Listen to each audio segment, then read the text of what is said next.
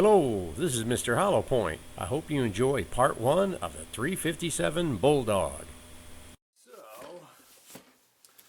this is the way the box showed up. Good shape, no problems or issues I could see. We'll get this baby opened here and take a look and see what we're looking at. Okay.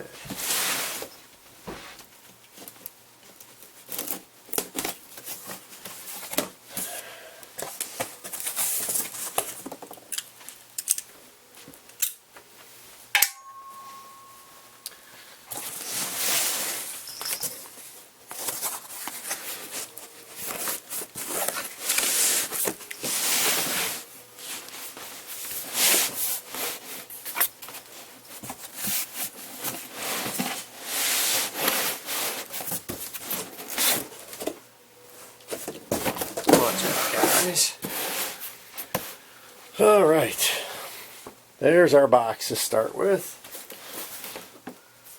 Bulldog 357. So if you order one, I believe this is the way it's going to show up. So we'll get this going. You're going to see me doing this video. It's going to take several days over a period of time here, over a week or two. So we'll be stitching this all together. Man, get off the laptop. What's wrong with you guys? Okay. Sorry about that, but you know we've got cats. So,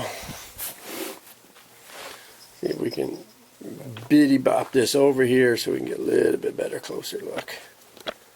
Alright, so that's the way the old Bulldog's packed. And we have a couple of magazines in here. Okay, lots of tape, so we need a knife.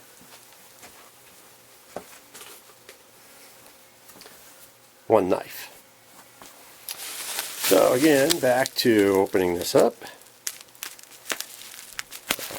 You guys are waiting for me to stab myself, aren't you? Alright. You're lucky I got super long arms. I can do this. Okay. 2 magazines. Now, I don't know if they come with 1 or 2. I have no clue.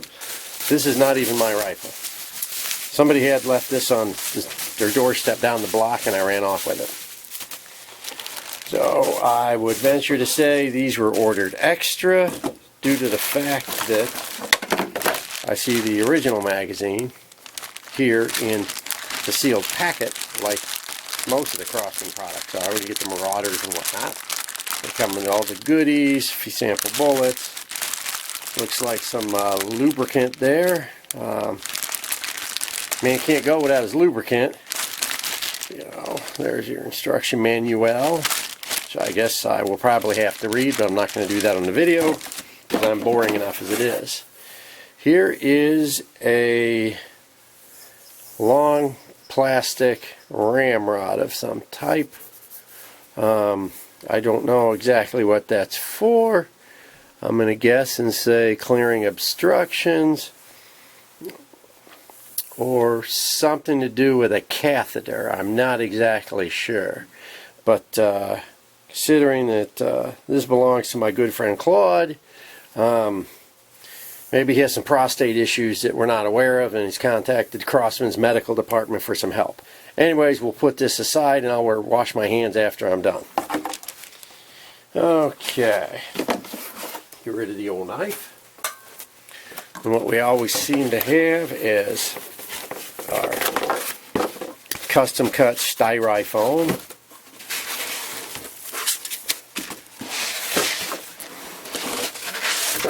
Okay. That is the Bulldog. And then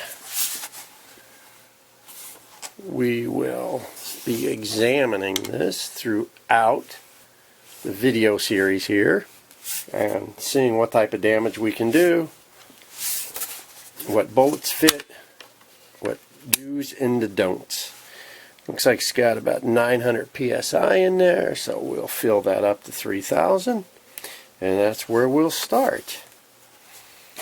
Just back down. What else do we have in here? We've got a little manual. It says information on where to fill the gun. Let's see. Oh, check that out. Safety, magazine, pencil, loading the magazine, fill port. Very, very interesting.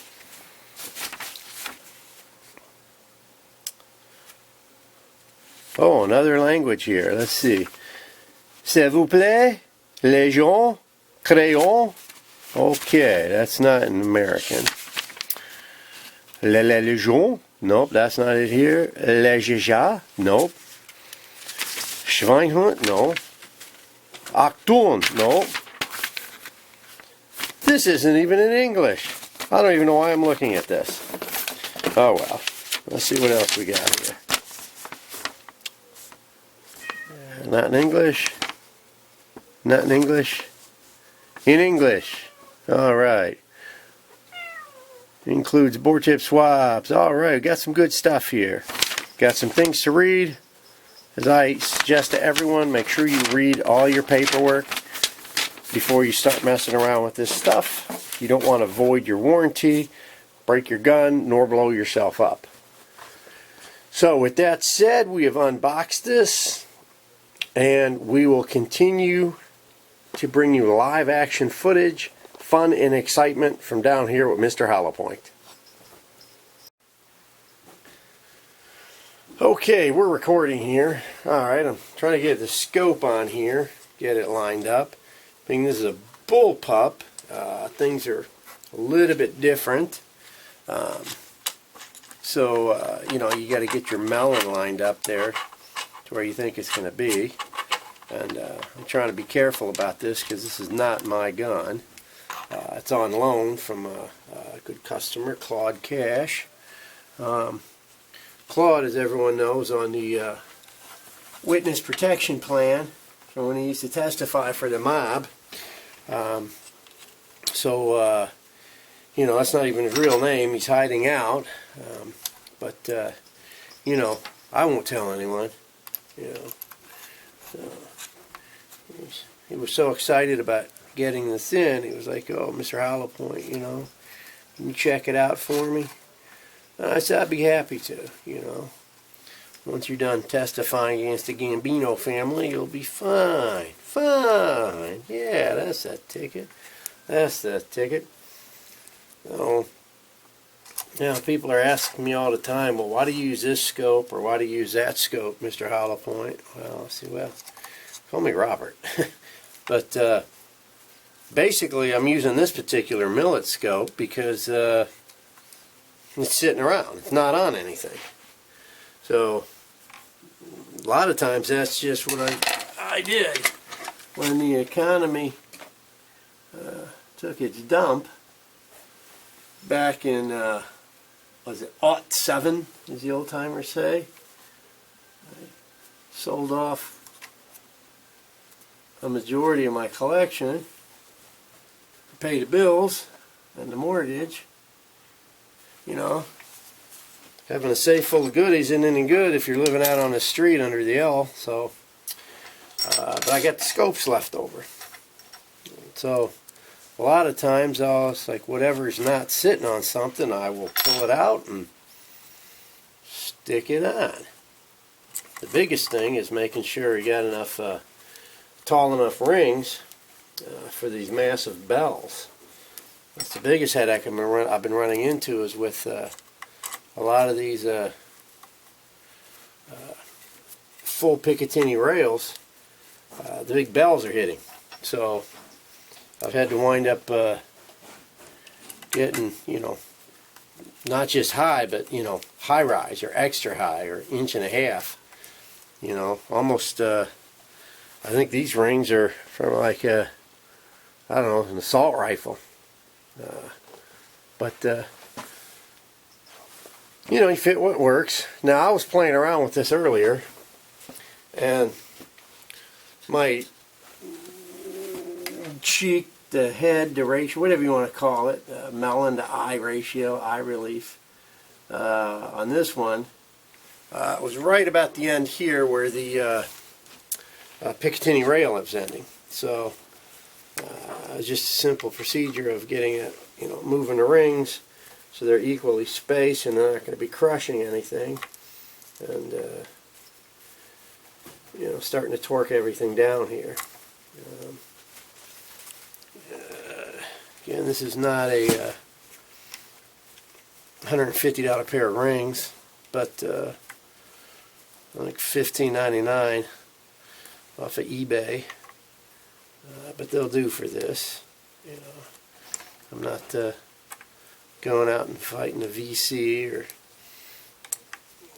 Al Qaeda or anything like that.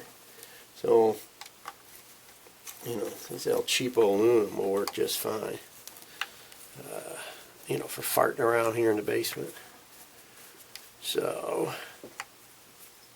once I get this fired up here, we can run over a few things and see what we can do here.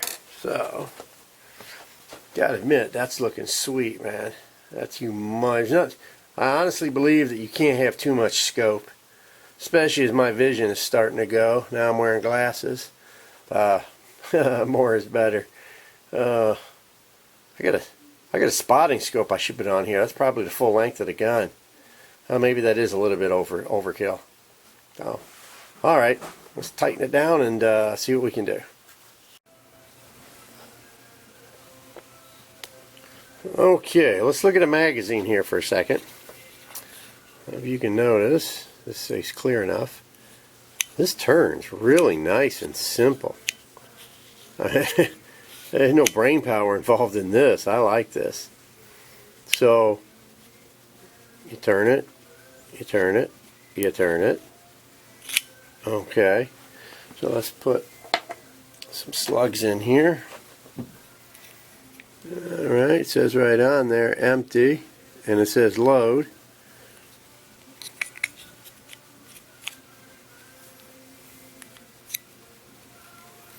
Now, it's a little awkward for me because I'm trying to do this, you know, at the same time. Come here, you rascal. There we go. And if you continue all the way, when it's full, you get that green mark right there shows. 3, 4, 5. So it looks like a 5-shot magazine. And pull it through, spins to the next one, push it through, spins to the next one. Alright, now let's take a look at the length on these.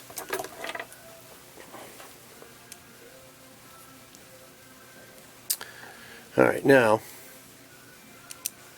this is about the longest pellet that I can stick in there. Now, these calipers aren't as accurate as a micrometer, but you see that says 471. Okay, so a little short of three quarters of an inch. This is 185 grain. This is my one. Come here, you rascal. That was the 178 till I shaved the base. Now it's a 175. And then this little peewee guy here, that's the 120. So basically 0.74 and under seem to fit just fine in the magazine. So you get some massive nice hollow points here that do some real damage. And we'll start goofing around with this here in a second. Alright, here's a couple of few, what type of English is that? I've had several emails from some of the early Bulldog customers, and they said that the bore was a 356, which is more like a 9mm. And I couldn't verify or test because I didn't have a gun. Now that I have one here in my hands, first thing I want to really check out is, how is this feeding? And, and I found this out multiple times with different guns. How much pressure it takes to seat that bullet, is really, the eye of the beholder. Some people think because a pellet, there's almost no resistance with a pellet. You stick it in, the little flimsy skirt, there's no resistance, it just closes. But as soon as they feel some resistance, oh, the bullet's too big, the bullet's too big, you don't know what the heck you're doing, oh, blah, blah, blah. Trust me, this is soft cast lead. I do know what I'm doing. And to be honest, I hate to say it, but a lot of guys that are using pellets and they switch over to lead, to solid slugs, they got a severe case of PP, what I call pellet pussy. It's just that they're not used to how much resistance. So I'm going to show you what we've got here, and I haven't broke Claude's gun yet. Okay, this is El Cheapo Wang, micrometer from Harbor Freight. All right, and it's a thousandths off. So, it says 356, 355, 356. All right, so this is the bullet that I sized down to 356 diameter, and of course, as soon as you stick it there, you feel a little resistance. I can push it in with my thumb, okay, and then this is the part here. It's got resistance. I can feel it, but I'm not pushing hard. Okay, this is not hard. All right. I mean, there's just some resistance. You're not breaking this. You're not jamming it. You're not gonna if you gotta sit there and pound this, then yeah, you've got a problem. But this is nothing. All right. So that was a 356. All right. Now using Claude's Roto-Rooter there that comes with the kit. Tap it right out. Okay, there's the slug. That was a 356. Can't really see it, but it's barely engraved. Okay, which a 356 will work, but I think it's a little too loose. All right. Then this one, it's almost the same type of bullet. Piece of crap here. Oh, get up like that. 356, 357, 357, 356. It's almost the same size slug. Grab another one. Okay, 357, 356, 357, 356. Okay, thousandths bigger. Okay. And check this one here. Okay, this is a slightly bigger slug. 357, 358, 358, 358, 358. Okay, this is a real 357. This is 356 and a half. Stick it in. Okay, again, I don't know if I get this, move this over so you can watch my fantastic thumb action here. I don't know, can I zoom this in? I should have been a hand model. Look at that. Oh gosh, man, my hands are so sexy. Okay, so look, just pushing with my thumb. All right, now again, I got some resistance, but it's nothing. I mean, literally, it's nothing. You're getting past your little air seal in there, your little O-ring or whatnot. Fits right in there. All right, not a problem. Tap it a few times with the old erectile rod there, and it's out of the way. All right. Now, all right, this, whoa, look at that. Twilight Zone. All right, this is my little maxi ball. All right, this is unsized. Okay, I haven't sized this at all. Get that up there. All right, 3.5. See, and pellets, no, pellets are 100% round. Bullets, I mean. Okay, 360, 359, 360, 360, 360, 360, 360. All right, so that's a 359 slug right there. All right, Because remember, the El Cheapo caliper is 1/1000 off. So, this one doesn't want to go because of the shape, so we've just lined it up. Alright? Can you see that? Alright, look at it. I didn't pound it, I didn't smack it, I didn't beat it, it slipped right in. So, guys, please don't be emailing me telling me your 356 or your 357 bullets I send you. Because my size, everything for the 357, it's pretty much 357.5. Okay. Now here's a big long monster. That's 220 grain. Look at that. Fit right in. Fit right in. Can you believe that? Alright. And you saw it with the calipers.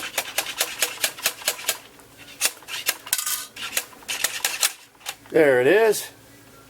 Few taperinos, popped right out. Alright. I don't know, again, I don't know how well this is going to show up, but you see there's a little bit of engraving. Started engraving right there at the shoulder. See? But it's barely, that's not even creased hardly. Same here, see? Barely got a crease on it. That's just what you want. You don't want a 1/2 gouge in there.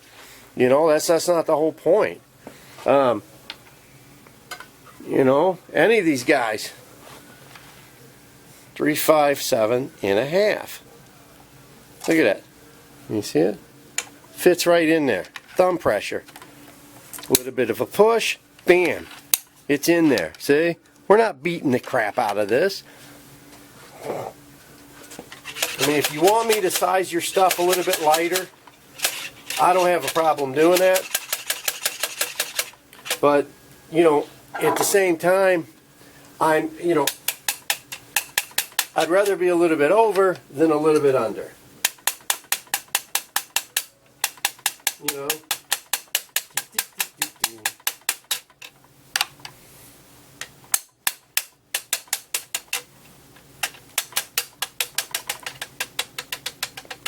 Ta-da! Like a gumball machine, see? You've got, I'm not good at this, okay. You just got the engraving kissing right there. Perfect. I couldn't ask for a better fit. I really couldn't. So, now unfortunately, the 187 Spitzers, there we go, are just a fraction too long to go in the magazine. So they're going to have to go single shot.